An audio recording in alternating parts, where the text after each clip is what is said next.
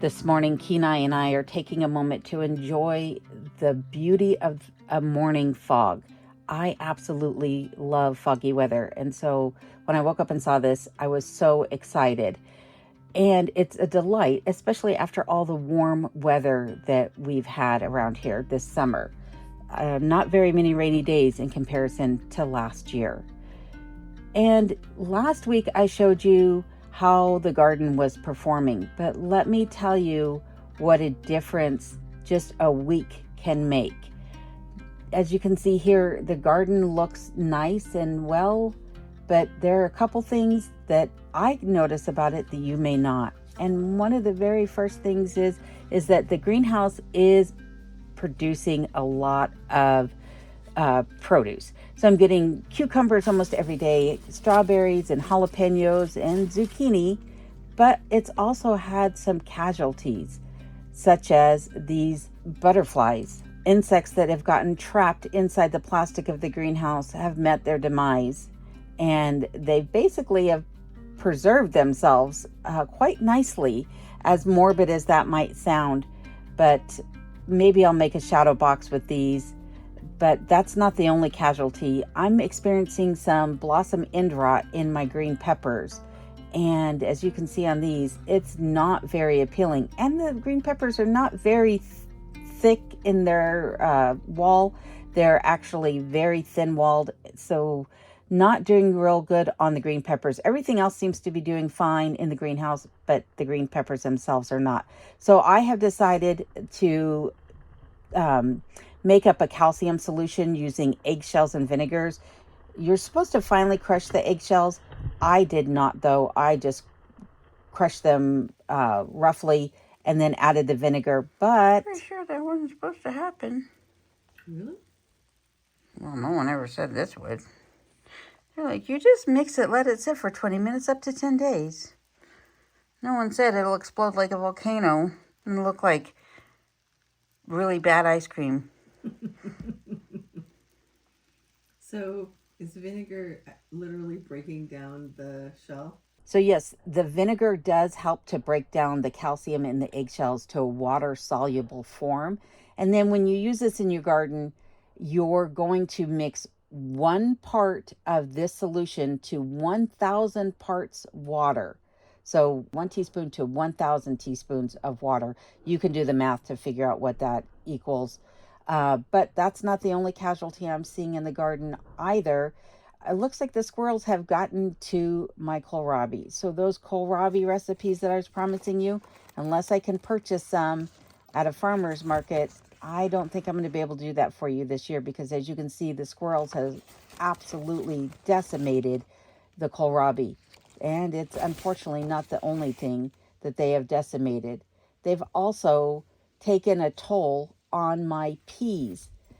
They got into my sugar snap and sweet peas. Well, they're not sweet peas, but my garden peas. And they broke them off about halfway up the chain link running across it and absolutely decimated the pea crop. So I was able to get a few remaining ones off of the stalk, but unfortunately they took out more than half of my pea plants. So I'm very saddened by that. And as if that wasn't bad enough, then I got a white fly infestation on my pepper plants. It was also affecting my elderberry tree, but not as drastically as you can see here with the pepper plants. They were basically just covered in these white flies. So I mixed up some insecticidal soaps, just some dish soap and a little bit of oil, table oil like olive oil, and water. I'm spraying that all over this. I had to do it for a couple of days in a row before it actually took care of the problem. Not only was it necessary to spray them down all around underneath the leaves and so on and so forth, but also to give them a good dousing with the watering can to wash away any remaining eggs or surviving insects. But as you can see, the zucchini, even though I'm getting zucchini off of them almost every day, I am having some issues with the zucchini as well, turning yellow and getting some blossom end rot as well. So hopefully that calcium helps. A nice daily harvest here of, like I said, zucchinis, cucumbers, jalapenos, and strawberries. So I am still getting an abundance of vegetables despite all the issues that I'm seeing in the garden currently.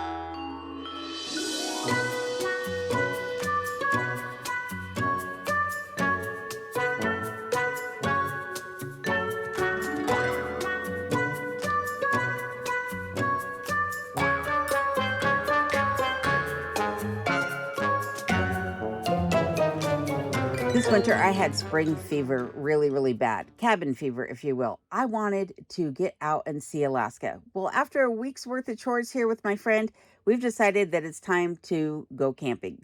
So here we are setting up this giant tent in the middle of my dining room just to make sure that we have all the pieces and the parts. Because tomorrow, that is exactly what we're doing, is going camping with another friend of mine who lives here locally.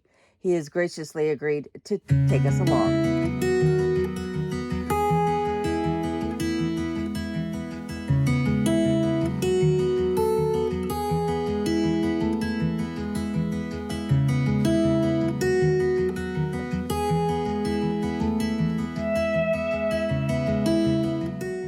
So we camped in a spot that I had scouted out earlier this year, just south of the Denali Highway, nestled back in the trees. It's totally secluded, the most secluded one I have found yet.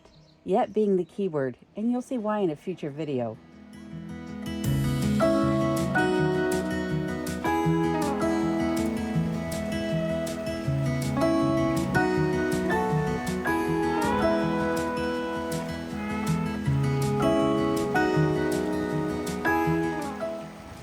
The campsite is nestled right along the Golconda River, and there happened to be a bunch of Arctic terns who were camped there as well.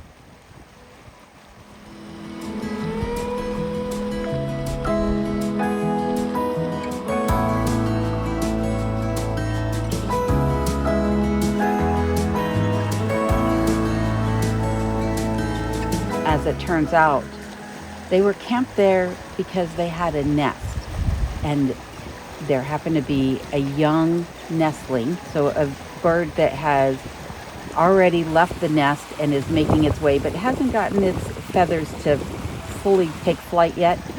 As you can see here, he's hobbling along, and he was the cutest little bird, I tell you. The next morning, my friend was making breakfast for all of us, and Kenai decided he was going to get in on the action, or at least he thought he was going to. He's anxiously awaiting for one of those pieces of sausage to fall his way or to be graciously handed one. Unfortunately for Kenai, that didn't happen. All of those sausage bits went right into the skillet. This is the life. Feet kicked up, relaxing, dog being good, and someone else doing the cooking for me. You pinch on one side and then, oh, that didn't work. Nice.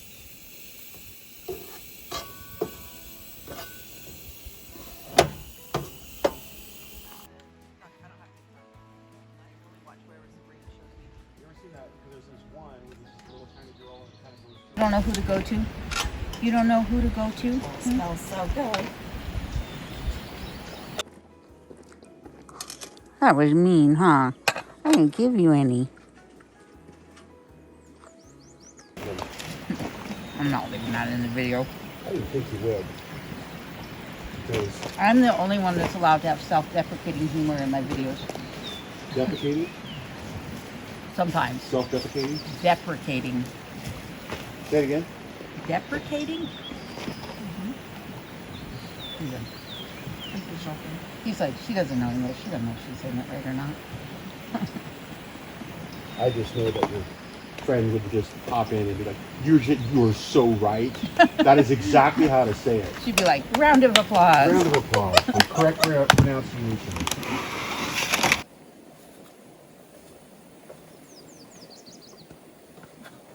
You think this is for you? Yeah, that's a good boy. After breakfast, my friend decided she was going to get a closer look at those Arctic terns. Unfortunately, they were not very pleased with her being so close to the river this morning because, as it turned out, their little fledgling, their little nestling had become a fledgling, I should say. And he had moved sides of the river overnight and was now closer to where we were camped. So, needless to say, we decided that we would go ahead and pack up camp and let them have their space. No need to stress out the mama bird nor that little baby.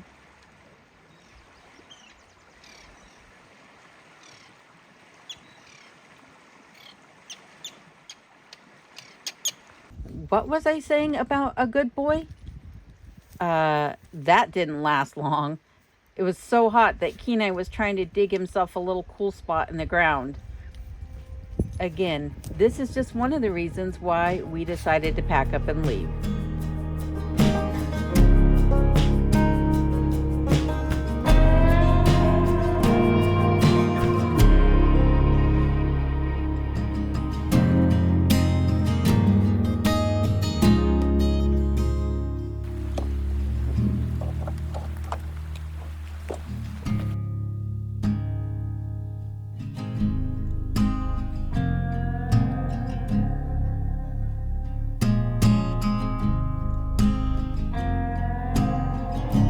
From here, we traveled further down the Denali Highway to the McLaren River Lodge, where we were hoping to treat my friend to some McLaren berry pie. Okay. All sitting up and having lunch together, being friendly family. This is So, awkward.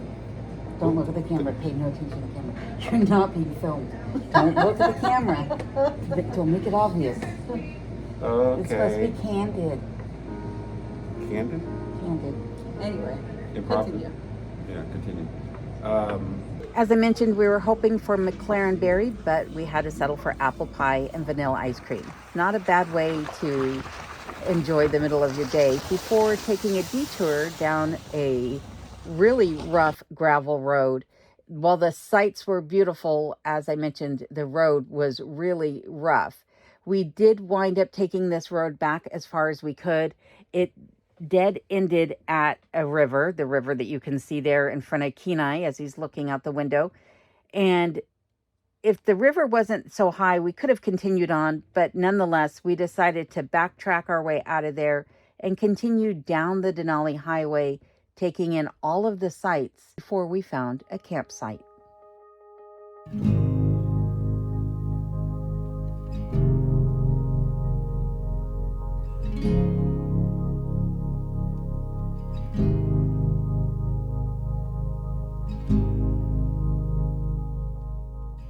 We wound up camping right along the side of Rock Creek. And even though we're just along the highway here, as you can see behind Kenai, it was actually really quiet. The river helped to drown out some of the noise from campers who were on the other side of the river and just down a bit from us. But not only was the river a nice backdrop in sound and sight, but so was this valley behind us. As you can see, we're nestled up against the mountains, and it was really hot that day. And my friend is going to take a dip in the river. She is a little bit braver than I am. I'm not one for cold water. I don't mind being in the water if I have my waders on, but getting into a cold, icy river doesn't sound like fun to me. But she enjoyed it. It cooled her off. And then we enjoyed some little filet and some corn on the cob. She and I are hanging out in the tent because there were a ton of flies that day. But my other friend decided to take his chances with the flies.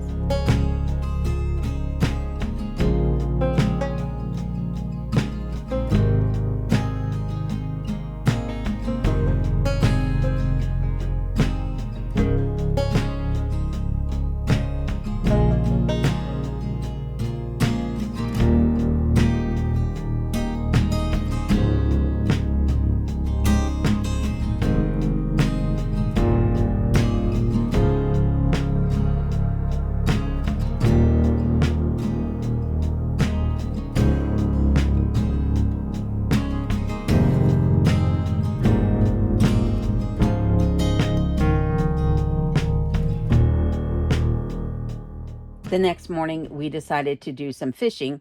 And this is 7 Mile Lake. It's the same lake I fished at last year, but it gave me a chance to refresh my friend on how to fish.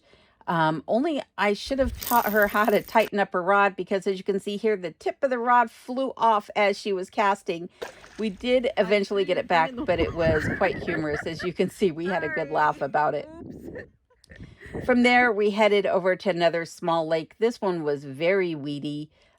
Could not really wade out into the water very far because of all the dead branches and what have you. And she was the only one who caught anything that day. You caught a fish? We have so many more adventures to share with you. This is just the tip of the iceberg of the things that we have been doing this summer. So there will be more videos coming up that will include some more adventures, but also my next video is going to be a Q&A where I will be answering all of your questions that you guys have sent in over the past couple of months. So if you have a question that you would like answered, leave it in the comments down below, and I'll try to include it in this upcoming video. If not this one, then the future Q&As. I'll also be getting back to doing some live streams here soon. So if you are interested in watching a live stream, look for that to be scheduled in the upcoming weeks. And there is still construction taking place. So I am having the Arctic entry insulated and having a new subfloor put in there, along with some other work, so that that can become my future bathroom. This is something I shared in a video previously. I'll leave a link to that video where I detail what the plans are for that room at the end of this video. So be sure to keep an eye out for that. And also, there will be some other work taking place on the property in the upcoming weeks as well that I've mentioned on the outside of the property. So lots and lots and lots of things are going on right now. But I do want to thank all of you for your patience with me as I've taken the time to spend it with my friends over the course of this summer.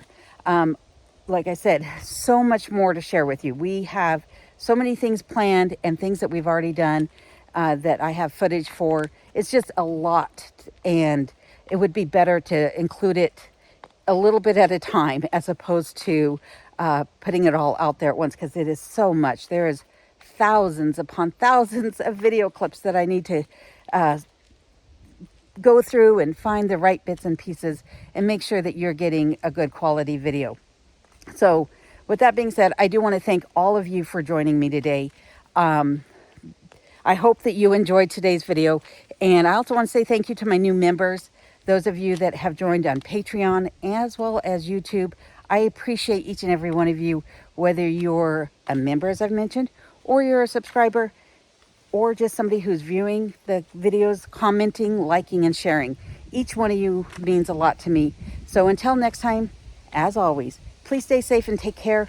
And I'll look forward to seeing you in the comments on this video and future ones.